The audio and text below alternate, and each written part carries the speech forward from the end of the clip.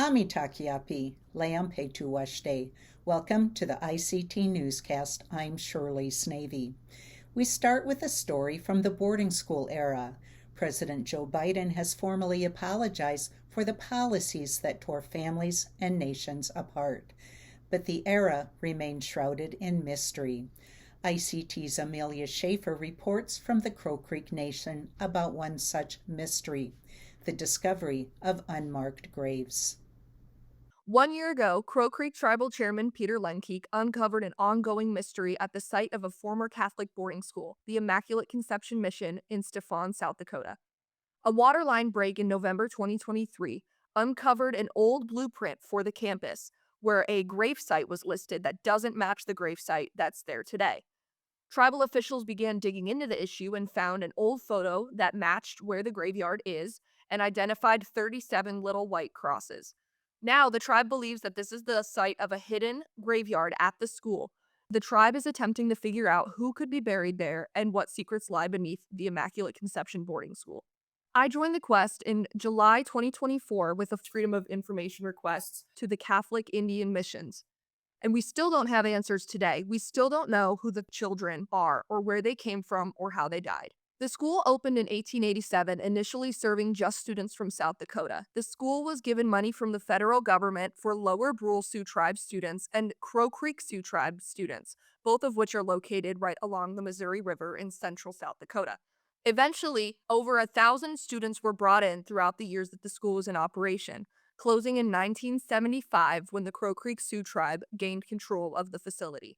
When I spoke with Chairman Peter Lenkeek at the school on November 9th, he told me that the children are wanting to be found, and across the United States, you're going to see more uncoveries and more graves being found like this because the children are ready to go home and they want to come home.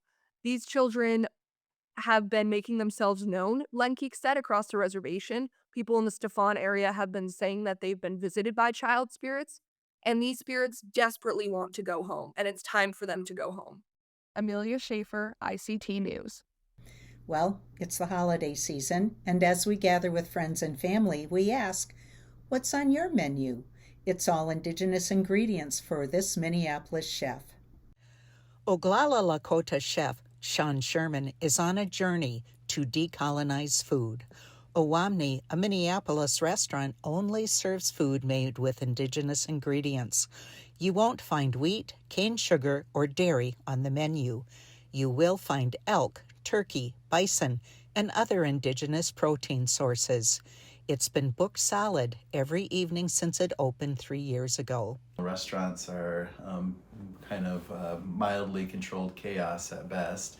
And so, we've had a wonderful staff. We've had so many staff members that have been with us from the very beginning. We just have a staff that really believes in the food that we do and the work that we do. It's great to see so many people have come through the restaurant and just the impact that the restaurant itself is having on people out there. And, we change constantly as far as the menu goes because we do very seasonal. We try to change with the solstice and equinoxes. So there's 4 very distinct seasons to work around. And the biggest piece is just prioritizing purchasing from the Indigenous producers and just really moving a lot of food through that whole restaurant. And now that the restaurant's officially part of the nonprofit, it's really set up just to do exactly that. It's there to create jobs, it's there to create skills, it's there to move food product and to really boost the economy towards Indigenous producers and create a demand, and also just being a voice where people can come and experience what it's like to sit in a modern, health-focused Indigenous restaurant. Natives is Sherman's nonprofit, North American Traditional Indigenous Food Systems. It's located at the Midtown Global Market on Lake Street. We kind of were born during the pandemic. We started off just doing a lot of food relief in the early days, and we were doing up to 10,000 meals a week, sending food to 9 out of 11 tribes across Minnesota. And it was a massive effort in the middle of the pandemic when there was still so much chaos around that whole situation. And then we started building out what we have now, which is this model, which is the Food Lab Market, where we have all this beautiful product. And then we have the Education Studio, where we're just doing lots of videos. So if you go to the website at natives.org, then you can find a lot of cooking videos and other videos that we're just going to continuously put out there. And the purpose of that was just trying to steward as much Indigenous perspective and knowledge and education as possible through videos, which you can share so easily. And then we have the production kitchens, which are making tons of products that we use not only at the restaurant, but we sell there online. And it's a fun model, and we're getting ready to move that model into Bozeman, Montana this year. And eventually we'll have a restaurant out there too, trying to tap into some of the tourism dollars out there to make those tourism dollars kind of work towards a lot of the projects that we have going on, because there is a lot of money that flows around some of those tourist spaces, and there's no reason not to have Native American focused restaurants out there.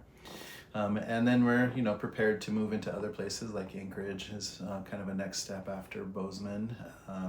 And we're also looking at expanding into doing institutional food support, so moving into just knowing what schools and hospitals utilize, which are kind of ready-made foods from larger food box trucks, and we want to be able to start offering options, so people have options to have healthy Indigenous foods out there. And so we're going to start that model this year and just kind of see where that brings us. But I see a lot of need out there for food manufacturing, especially in tribal communities, and just being able to create and normalize having a lot of healthy Native food options, especially in the reservations and school systems. Sherman's work extends far beyond food. He's a cultural educator and ambassador. I think it's surprising how little people know about the true history of what happened to Indigenous peoples in America, which has become part of my job, because I do a lot of these big talks and I just talk about history and historical facts that happened. And most adults don't know the history of the United States because we're not taught history if we go to school in the United States. So I think it's really important for us to really start to embrace some of these painful histories that happened to us, because it's part of the healing process to be able to name what happened and why things are the way they are. And I know there's a lot of discomfort with that notion, and there's a lot of obviously political divide, and some states are completely going the other direction and erasing Native and Black histories even further. And so I just think that that's really surprising, that there's that sentiment to not want to know anything, not to want to know or learn facts and just be happy with the ignorance, And so it's surprising to me that that's a thing out there today. And I just feel like, we're doing the best we can to be role models, to really showcase how we can move forward and what we can do with Native foods. And I think that there's so much room out there in the world to do more Native foods, not just here in America, but basically anywhere Indigenous peoples are, and anywhere that colonization and colonialism has deeply affected those communities. What does the future hold for Natives? I'm looking forward to possibly helping more restaurant concepts open, and just sharing the experiences that we've had creating a lot of these food businesses, and how important food is, and if we really center together on food, how much change we could make, not only for ourselves right now and the way we eat and the health that we are facing, but also just for our next generations. We just want our Native kids out there to have access to these foods. We want them to go out, and if they're trying to decide if they want Chinese or pizza or Native American, we just want that to be on the list for the future. For ICT from the homeland of the Dakota Oyate, I'm Shirley Snavy.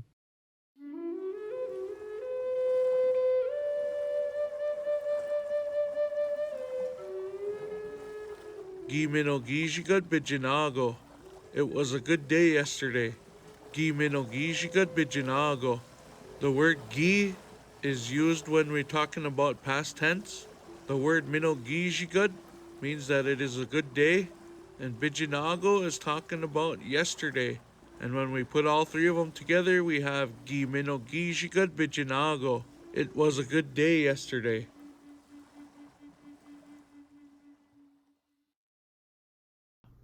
Crystal Wahpepah is a world-renowned chef from the Kickapoo Nation. She's sharing her Indigenous approach to food sourcing, which can cut costs for restaurants and for the everyday family. Paris Weiss has this profile. Hello, my name is Chef Crystal Wahpepah. I'm the owner of Wahpepah's Kitchen in Oakland, California. Crystal, thank you so much for joining us. Your career as a chef, a restaurateur has taken you so many amazing places like TV shows and traveling all over the world. And you were recently in the White House. Can you tell us about that experience? Yes, and so this is my fourth time in the White House, and so I'm a part of the Culinary Diplomat, which is launched by James Beard Foundation. And so this is where they actually pair you up with one of the presidents that they feel like it's a fit. Like a few years back, I had the opportunity to cook for Peru, the president of Peru, and it was really nice cultural exchange onto that. I got to highlight Native foods. I source from Native American food producers, so it's just not a win for Wahpepah's Kitchen, it's a win for all. Well, I would say a huge topic of conversation recently, especially with the new administration coming up in the new year, is the cost of goods and the cost of groceries for the everyday family. Would you say that sourcing from Indigenous communities or even growing your own food is the way to go in avoiding those costs? Yes, when it comes into the food costs, it depends. Like I'm here in California, so if I'm sourcing from Arizona or New Mexico, that's where you really need to try to source that's what's in season. I really try to represent when we're cooking in season, and so that's where the food cost can really take a play when it's not. And most importantly, it's about growing your own foods. A lot of people don't know how to grow their foods or where to go. There's a lot of beautiful Native American vendors out there that have a lot of things that are in season to source from. So I would highly recommend that. But if you're gonna get like, let's say strawberries or blackberries and they're not in season, or especially if you go like to a, a corporate store, but I would highly recommend sourcing. I've been sourcing from other Native American food producers for over 10 years. For instance, I can say Cheyenne River bison, where the bison comes from and what they eat, things like that. As for me being Kickapoo, I'm Kickapoo and I'm Sac and Fox, and I'm enrolled in the Kickapoo tribe of Oklahoma. And this is, I like to highlight when it comes into our venison. I like to highlight when it comes to our dried corn, things like that. And I have I call it, it's the beautiful opportunity is to source from other business owners, because I'm also a business owner and I know what it's like when it comes into food costs, when it comes into sourcing the ingredients. So I highlight each ingredient on each dish. So, since you source seasonally, does that mean your menu changes? And also, with winter approaching, what do you have coming up? We're getting ready to relaunch our acorn crepe. We source our acorn from the Mono Nation, and so he prepares it for us. He harvests it and he prepares it for us. So we're in acorn season right now. Our Three Sister Veggie Bowl, it can come warm if you get a warm protein with it, and then we kind of alternate the bowl according to what season that it's in. So, like for instance, there's a lot of pomegranates. We have what's going on, and we have our dried corn, and then we have our squash. So that is something really nice. And we have a maple olive oil that goes over it. And so that's nice and warm and savory. That's pretty much one of our number ones, besides having our blueberry bison meatballs. So if you kind of think and the part where oh, it's a meatball, but you want to make it really familiar where people are really familiar with the food item, but then you also can flip it into indigenize it. Awesome. Crystal Wapipa, thank you so much for joining us. Thank you. Thank you for having me. In our world today, you hear about artificial intelligence. Every major tech company says it's going to change, well, everything. But what does using AI mean for the environment? Daniel Herrera has this report. How do I make $1 million? Make me a song about a chihuahua. Why am I so lonely? What's 2 plus 2? Square root of 350. How to make girlfriends stop using How do I make $1 million? Make me a song about a chihuahua. Why am I so lonely? What's 2 plus 2? Square root of 350. When thinking of artificial intelligence, you probably think of robot maids and self-driving cars. But the reality is, a lot of the so-called AI we know today is being used for better email writing and for chatbots, where people ask how to rob banks or how to make $1 million in 24 hours. What we don't see is how much water and electricity these generative AI prompts are actually using. Researchers believe each prompt uses roughly 16 ounces of water at data centers where these AI systems are housed. Google's latest environmental report shows that their energy consumption for their data centers rose 37% from 2022 to 2023.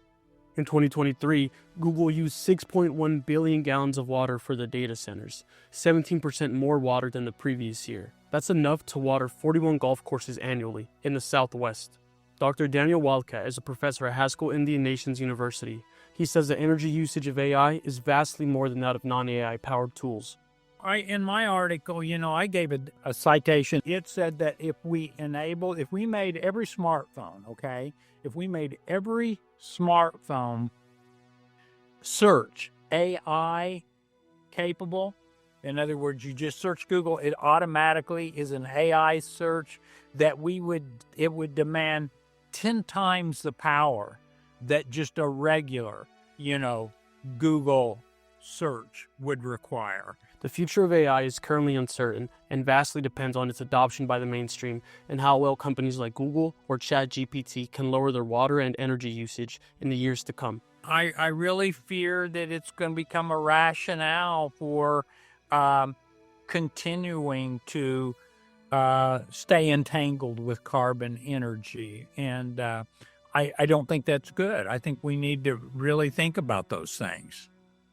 While companies are scrambling, looking for ways to reduce AI's energy usage, from people talking to a chatbot because they're lonely, it has had its uses for more serious matters.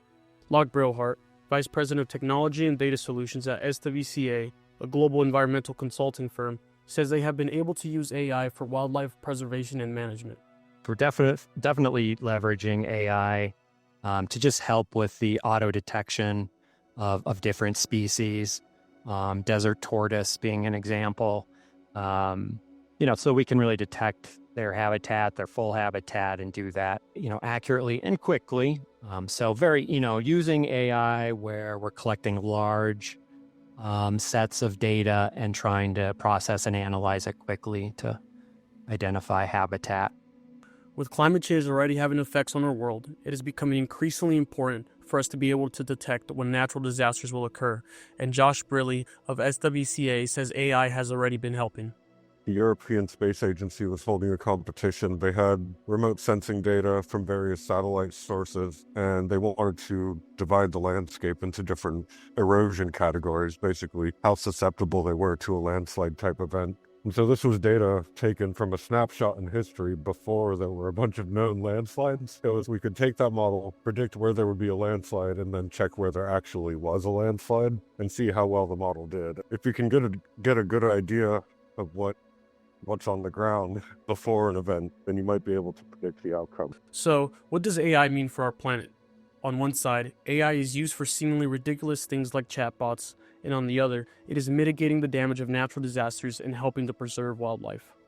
Only time will tell if the benefits of AI outweigh its energy usage, and that is heavily dependent on if the companies who use it are able to find ways to cool their data centers. For ICT, Daniel Herrera-Carbajal.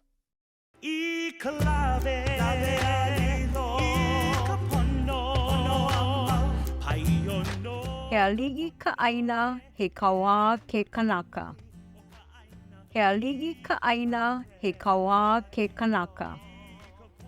The land is chief, man is her servant. He ali'i ka aina he kawa ke kanaka. Our land is both a responsibility and a privilege.